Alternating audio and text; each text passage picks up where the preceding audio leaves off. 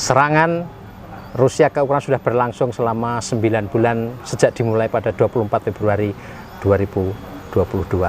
Banyak pertanyaan yang mungkin belum dijawab oleh kita semua atau belum terjawab kita semua tentang apa sih sebetulnya latar belakang operasi khusus yang dijalankan oleh Rusia ke Ukraina.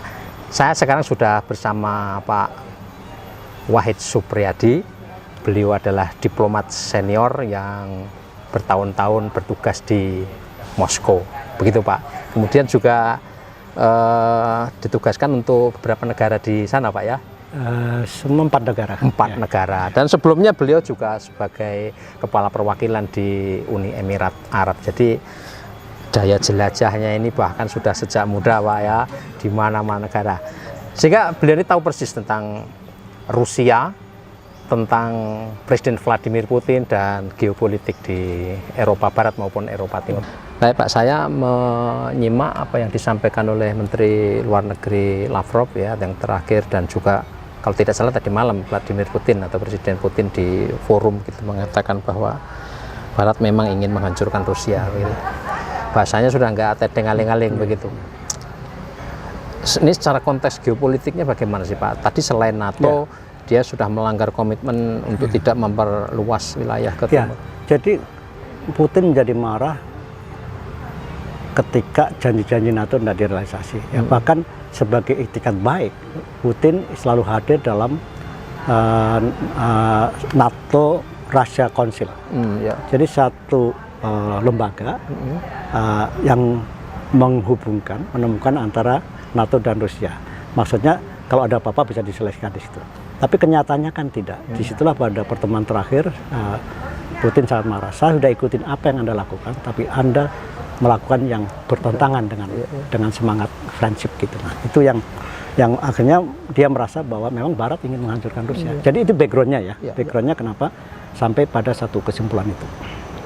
Oke. Presiden Trump pernah mengatakan kalau dia masih di Gedung Putih maka itu tidak akan terjadi Rusia masuk ke Ukraina. Itu kira-kira anunya apa sih Pak maknanya? Apakah ada perbedaan kebijakan luar negeri di antara Republik dan Trump itu kan pengusaha ya. Pengusaha itu lebih pendekatannya itu pragmatis. Jadi dia itu sebenarnya waktu itu sudah mau mendirikan Trump Tower di Moskow. Jadi sebenarnya mereka ini sudah saling komunikasi sebagai pengusaha, sebagai presiden. Artinya komunikasi bagus ya? Bagus. Makanya ketika Trump menang itu ada ditulis di situ Jalan Trump. Ada satu jalan di sana dibuat oleh orang Rusia diganti namanya Jalan Trump. Jadi memang udah ada chemistry gitu ya. Walaupun Amerika tetap aja Amerika pendekatannya, tapi gayanya memang kelihatan beda ya. Jadi ya memang bukan jaminan juga gitu, tapi saya kira komunikasi akan lebih baik. Karena selama ini dengan Trump sebenarnya komunikasi sudah ada. Nah, kemudian kita tarik ke kawasan Asia Pasifik Pak, karena kan Amerika dan bloknya itu kan pengen menggarap ini kawasan Indo-Pasifik begitu.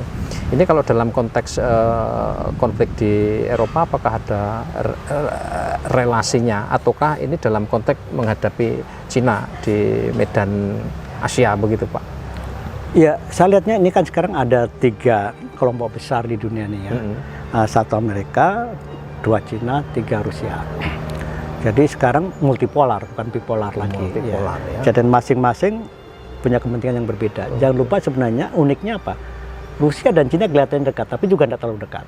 Karena Rusia juga pernah punya riwayat perang di perbatasan dengan Cina. Manchuria itu ya. Betul. Nah, sama juga Rusia dengan Amerika juga ada barrier gitu ya. Jadi ini semuanya ada barrier gitulah.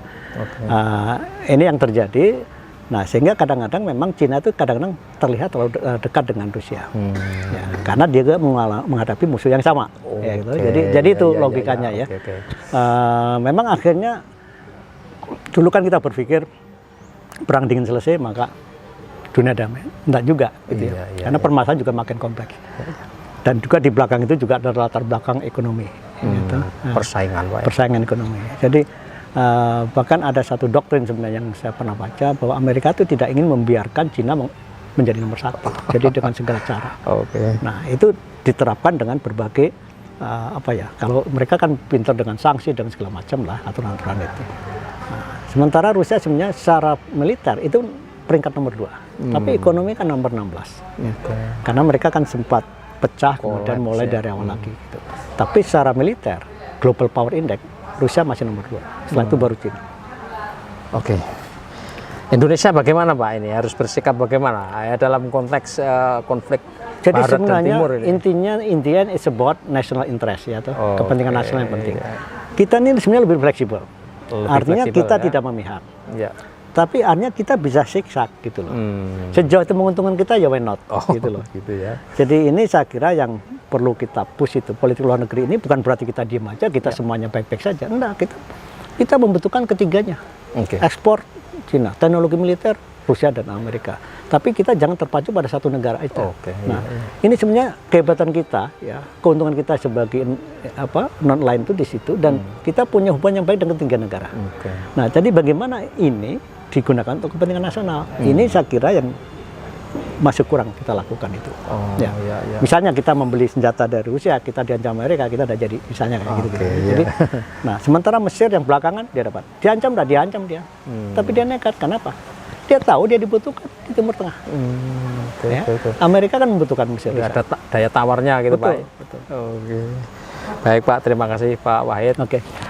Tribuners, demikian kesempatan singkat bincang-bincang dengan diplomat senior kita Pak Wahid Supriyadi, dan apa yang disampaikan sangat bergizi, memberi pengetahuan kepada kita semua tentang apa yang terjadi di Rusia, Ukraina, Eropa Timur, Eropa Barat, dan dalam konteks politik global. Terima kasih Pak Wahid. Terima kasih. Ya.